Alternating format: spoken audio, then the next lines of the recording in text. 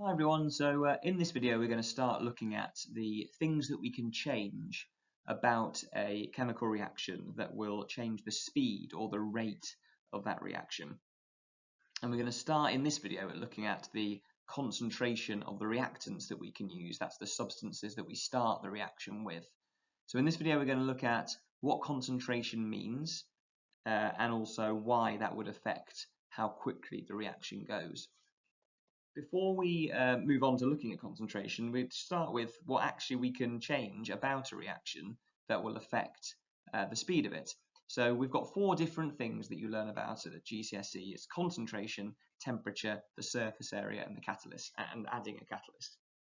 We're going to learn about what all of these are in subsequent videos, but in this video we're just going to concentrate on the concentration of substances.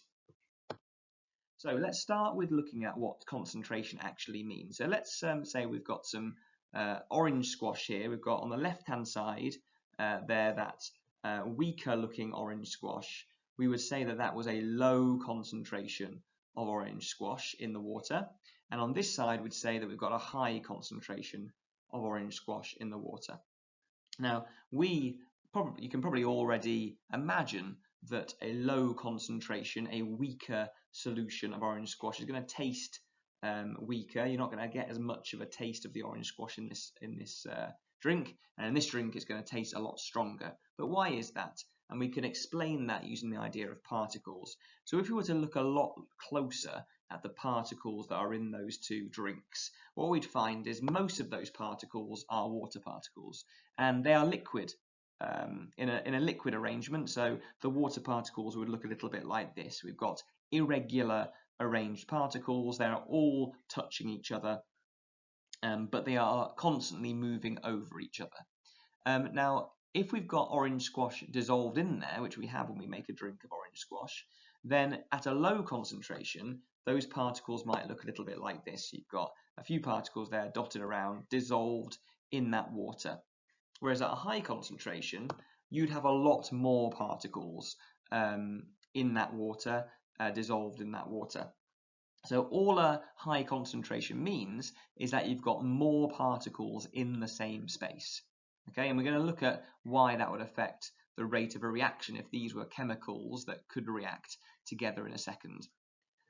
Now, we've talked about orange squash there. Now, if we were to change that for, say, some sort of chemical, like an acid that we might have in a conical flask, then we have exactly the same principle.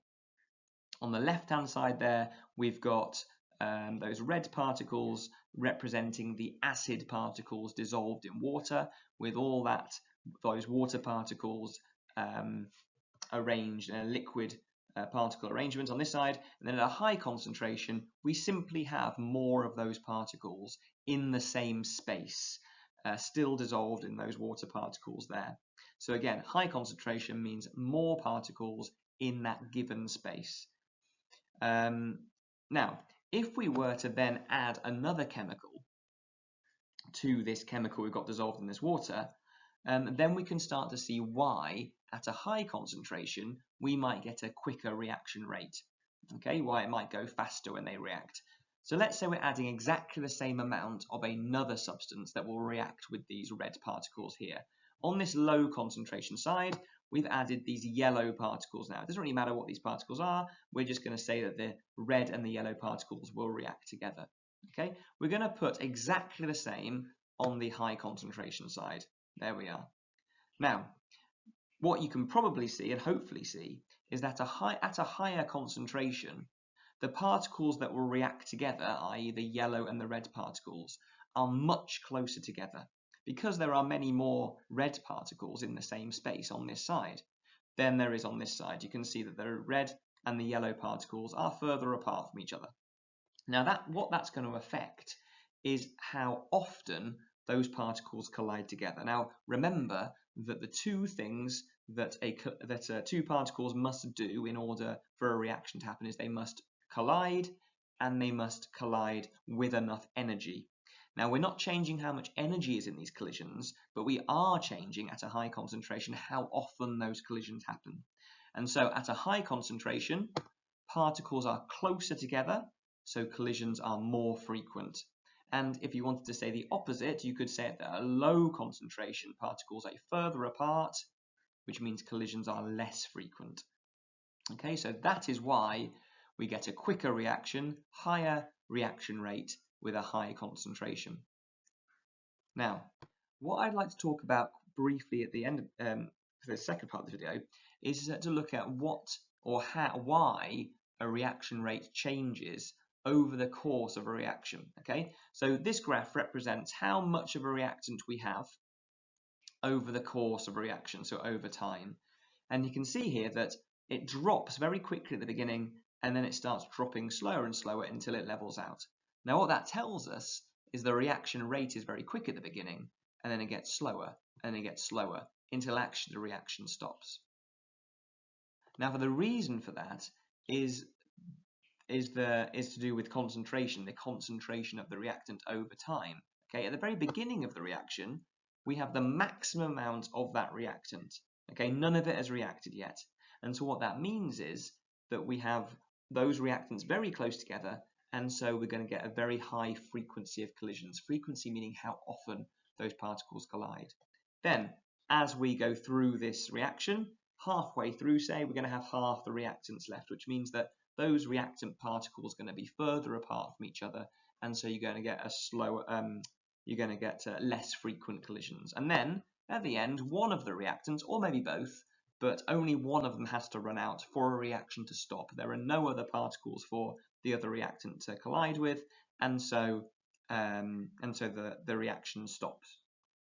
Now we can draw this graph in a different way. We can draw it in terms of how much product we've made over the course of the reaction. So the concentration of product is going to start low, and then it's going to get more and more and more. It's going to increase until we have the amount of product leveling out. Okay, now the reason for this is that we have no product at the start of the reaction, and then halfway through more product is made, but then the reaction finishes at the top here, and so no more product is being made because the reaction is finished. Now, if we were to use a lower concentration of the reactants, then we get a very different graph here. If we use a lower concentration of reactants, what we're going to find is firstly that we're going to get a slower rate of reaction, but also if we're using less reactants in the first place, we're also going to make less product at the end. And so if we were to use a lower concentration of reactant, we would get a line of it like this. We'd get a slower rate of reaction at the beginning, showed by the shallower line in terms of how much product is being made and how quickly it's being made, and then it'll level off lower down because we're using less reactants in the first place if we used a lower concentration of reactant. Okay, so we can represent, using another graph, how the rate of the reaction changes over time. Okay, now it doesn't necessarily go down in a linear fashion like this. It may well have a curved line to represent it, but the principles are still the same, in that at the very beginning of the reaction, it is the fastest part of the reaction. So in terms of this reaction, you can see that this is the maximum rate of reaction. The reason for that is that it's fast at the beginning because you've got the highest concentration of the reactants, which means you have the highest collision frequency. Okay. Then, as we move forward, the reaction is slowing down, the rate of reaction is decreasing.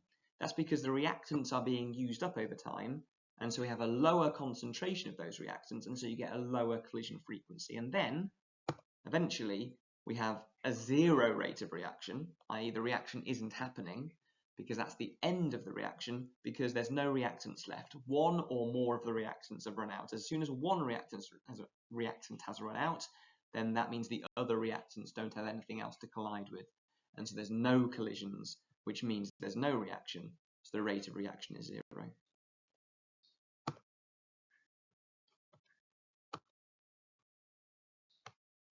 Okay, so I'd like you to stop and think now, pause the video, have a little go at these questions, and then unpause the video, and we will go through them together.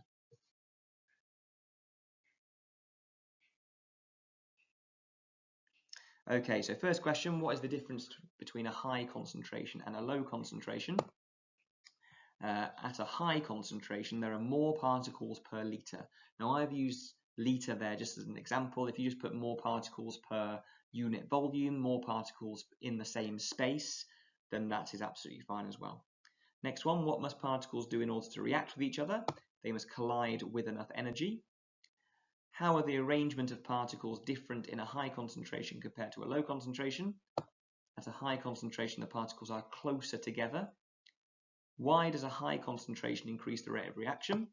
The particles are closer together, so the collisions are more frequent. You can say the collisions happen more often, or there are more collisions per second. Any of those phrases are the same as that one. Why does a low concentration decrease the rate of reaction? So you can say the particles are further apart, so the collisions are less frequent, or they happen less often, or they happen there are fewer collisions per second. And then how does the concentration of reactants and products change in the course of reaction? Okay, so it says since the reactants are being used up, the concentration of them decreases over the course of reaction and the products increase. Okay, so thanks for listening today, and the next video will focus on the temperature and how that can affect the rate of reaction.